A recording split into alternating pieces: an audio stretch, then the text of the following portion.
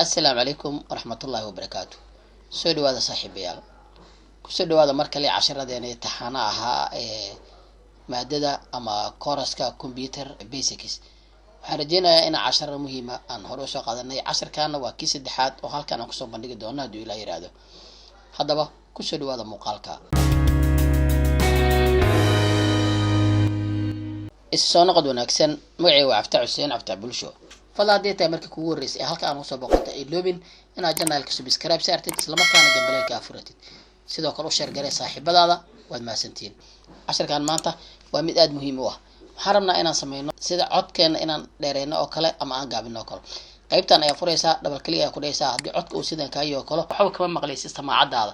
laakiin haddii aad ku dartid oo halkaan aad geysid hadba codka intaa dheereysid ayaa macnaha maxaa jira samaacadaada ee dhawaqeeda la ekaan doontaa. sidoo kale waxaa sameyn kartaa in aad right click aad dhahdid kadibna aad dhahdid sound si aad leveliska ama hababka macnaha maxaa la jiray codadka ay isu yeelanayaan u samaysid.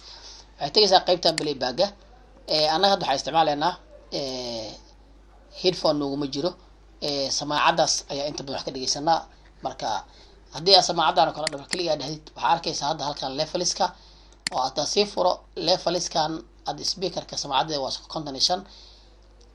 haddii aan halkan balance sii furan 55 oo right iyo left ayuu leeyahay. oo hadda kan haddaan gaabiyo right bis ayaa hal dhinac bis dhaqaaqi doona insha Allah taala. laakiin hadda way isla sameeyeen right kana waa 55 left kana waa 55 right kana waa 55. habkan waa habka loo balance gareeyo samaacadda ama codkaaga loo balance gareeyo waay. okay midaasna aan taas aan kaga gudubno. waxaan kala rabnaa inaan sameyno haddii la yiraahdo sida ayadana shaashadan hadda u jeedid iftiinkeeda loo ziyaadiyo ama iftiin zaa'ida ama iftiinka la saga gaabiyo. ayadana sidoo kale waxaan sameynaynaa waxaan imaan karnaa horta qaybtan waa imaan karnaa notification area ah. marka aan furno saa u jeedin halkan waxaa kugu soo bandhigi doonaa brightnesska oo hadda daan saa u yareeyo shaashadeeda iftiinkeeda uu yaraaday. haddii aan halkaa geeyo dhexdhexaad ayuu noqday. marka taas waa midaas. sidoo kale haddii aan halkaan aan tegin ama aad ka weyso waxaad tegi kartaa qaybtan start bottomka kadibna waxaad ka tegi kartaa settings kadibna waxaad kasii tegi kartaa system. waa kana marka display adoo joogo brightnesska haddana waa kana haddii iftiinka halkaas uu joogo 100% waay.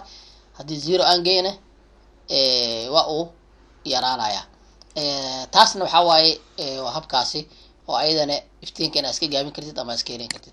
taas aan taas kaga gudubno. sidoo kale waxaan rabaa inaan ogaado computerka iyo warbixintiisa sida hard diskiisa. sidoo kale waxaan rabaa inaan ogaado RAM-ka ku xiran processorka ama computerka ee core-kiisa. tusaale ahaan qofka markuu ku dhaho computerkaaga nooca waaye inaad warbixinta computerkaaga aad siin kartid. okay seen ku ogaan karnaa marka computerka ee core-kiisa RAM-kiisa window ku jiro waxa dhan. waxaan tegaynaa qaybtan ay ku qoran tahay this PC kadibna waxaan leenahay right click kadibna waxaan leenahay properties markaan tagno waa kana hadda computerkan waa HP waaye waa 63 all in one waaye saa ujeedid warbixintan halkan ay ku qoran tahay. magaca computerka hadda waa desktop waxaas waaye. processorka hadda waa shirkadda Intel. core-kiisa waa Core i7. saa ogsoonahay koorarka computerada waa ilaa iyo double core Core i3 Core i5 Core i7. marka kayga hadda waa Core i7 waa noocyada ugu dambeeya waa Core i7 waaye. CPU-giisa waa kaasa. okay RAM-ka awal wuxuu ku imaaday 2 ayuu ku imaaday 6 kale ana ku daray oo 8GB waa hadda saa u jeedin. okay inta hadda imaatid 62 iyo 32 ayuu leeyahay operating system-ka. hadda kayga waa 64 operating system. computer qaar waa 32 waaye. taas waa taas waxa ku ogaan kartid. window ku jira computerkayga waa window 10 Pro waaye. version-kiisana waa 22H2 marka u dambeysay aan ku shubay 12kii bisha 9 2023 hadda dhow ayaan ku shubay. marka waxaan rabaa inaan ogaado hard diska computerkayga. okay good iga xir halkan. waxaan sidoo kale tagayaa this PC kadibna waxaan leeyahay manage markaan tago okay waxaan kasii tagayaa qaybtan ay ku qoran tahay disk management markaan tago hadda computerkayga waxaa waaye hard diskiisa 426 waaye waa marka waa 500 GB waaye. saa u jeedin marka habkaas oo kale waa ku ogaan kartaa. sidoo kale waxaan rabaa inaan ogaado computerkayga hard disk miya mas SSD waaye. asagana sidoo kale sidaan ku ogaado qaybtan ayaan tagayaa right click ayaan leeyahay kadibna waxaan leeyahay task manager ayaan tagayaa. task manager markaan tago qaybtan xoogaa si yar weyneysanaya xoogaa aan yar weyneeyo kadibna waxaan ka tagayaa performance-ga storage ku jira maxaa waaye waa SSD waaye marka storage ku jira computerka dadka qaar wuxuu soo qoraa HD oo soo qoraa ama HDD oo ah hard disk laakiin hadda kayga waxa SSD waaye oo awal hard disk oo ahaan jiray okay hadda hore usii socono isbuuc hore waxaan soo aragnay sida folder loo abuuro samahan marka folderkii faylasha ku jiray sida xogteeda u qarsan karaa qaybtan ay rabnaa ku darno bara aan soo abuurno marka folderkii right click aan dhahno kadibna aan new dhahno kadibna aan dhahno new folder kadib magaceena aan ku qorano oo ah wadajir aan dhahno tusaale ahaan magacaas ayaan ku qoray kadibna meel banaan ayaa click ku dhahaya okay kan ayaan waxaan rabaa marka inaan soo geliyo file inaan soo geliyaan rabaa labada file isoo qaad igu rid ama waxaa sameyn kartaa right click dheh copy maadaama aan harka inaan ka qaado aan rabin kadib halkaas sifur kadibna right click dheh kadibna paste dheh okay hadda ujeedid haddaan furo folderkayga waxaa igu jiro laba ayaa igu jirto ama laba document ayaa igu jirto okay good waxaan rabaa marka xogtaan inaan qarsadaan rabaa oo gudaha aan gashado sidaan ku gashan karaa marka uras waxaa sameynaysaa horta waa dooranaysaa ama control A ayaa leedahay adoo keyboardka hayo amaba inta aad qabatid controlka ayaa dooran karna waa dooran kartaa amaba adoo lafta click haya saa inta dhayd asaa u dooran kartaa hadii badan yihiin deerihiin kadib marka inta sameysid right click ayaa ku dulahaysaa kadibna waxaa leedahay properties marka property aad dhayd waxaa leedahay hidden geli kadibna waxaan leeyahay apply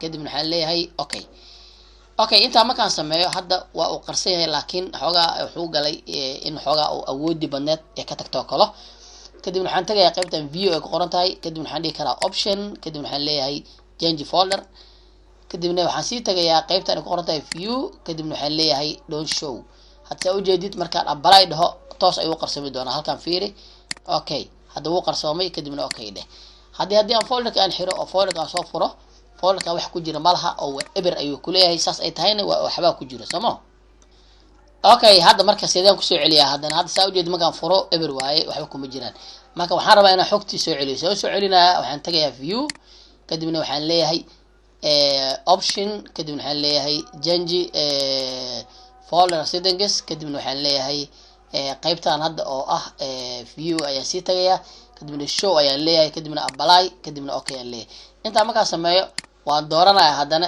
right click ayaan leeyahay kadibna waxaan leeyahay properties kadibna waxaan leeyahay header-kan ka qaadaya kadibna waxaan leeyahay hadda halkaas ila fiiri waa isbedeli doonaa oo iftiinkiisa zaad ay soo noqon doonaa kadibna waxaan leeyahay apply soo jeed hadda active waaye kadibna okay ayaan leeyahay habkaasna ayadana waa inaad xogtaadii ama waxyaabaha aad u baahneed aad ku qarin kartid waa very important waaye sidoo kale waxaan rabaa waxyaabo aan tiray ama folder ama data xog aan tiray inaan soo celiyo oo recycle bin ka soo celiyo hadda marka waxaan tagayaa qaybtan hadda folderkan waa tiray right click aan leeyahay kadibna waxaan leeyahay delete kadibna waxaan leeyahay yes hadda folderkii wadajir ay ku qornayd waa tiray marka waxaan rabaa inaan soo celiyo sidee u soo celin karaa xogtaas waxaan tagayaa qaybtan ay ku qoran tahay recycle bin-ka double click ayaan leeyahay okay halkaana waxaan ka raadinayaa marka wadajir w ayaan ku raadin karaa waa kana folderka waa kana wadajir see u soo celinaa marka waxaan rabaa inaan right click intaan dhaho inaan restore dhaho oo isoo ceshmaaya haddaan double click aan dhahane ayadan halkaan ay soo bixayso restore haddaan dhaho oo isoo ceshmaa asagana oo hadda dab meeshii aan u tago banaanka aan tago waa kana wadajir oo isoo celiyay folderadeedina waxay ugu dhex jiro documentyadeedii ama faylasheedina way ugu dhex jiraan okay qaabkaasna waa qaabka u soo celin kartid oo shay aad tirtay oo meeshaan aad ka tirto delete aad dhahday inaad soo celin kartid hadda marka la aan tirno kadibna aan tagno recycle bin-keena kadibna waxaan kasii tagaynaa wadajir aan raadinayna intan aan ku qori karnaaya qaybtan wadajir haddaa dhahid asaa kusoo qabanaya wada haddaa dhahid intan aad dhahid waa kana wadajir double click dheh waa kana warbixinta dhan kusoo baxayso iyo meeshii xilligii la abuuray iyo xilligii waxaasna oo la tira kusoo baxayso kadibna waxaa dhahdaa clear restore haddaa dhahid meeshii asalka ay ahayd oo kasoo tira ayuu ku geyn doonaa kadibna okay dheh aan iska xirno kadibna wadajir waa kana okay